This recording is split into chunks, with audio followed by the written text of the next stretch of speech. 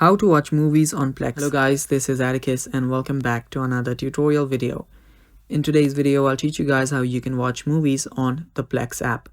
So this is a really easy process. So before we begin, if you guys are new to our channel, simply subscribe and continue watching.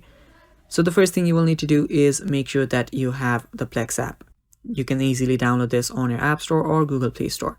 So simply open the app up after you've downloaded it, and after you download it, what you'll need to do is you will see a sign up and a sign in option on the top. If you do not have an account, tap on sign up.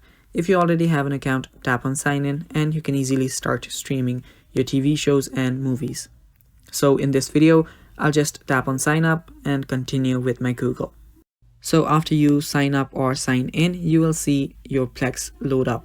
Now, it's really easy. What you need to do to watch movie is just browse through and find a movie or a TV series that you want to watch. After you open it up, all you now need to do is tap on play and it should start playing. It's that simple, guys.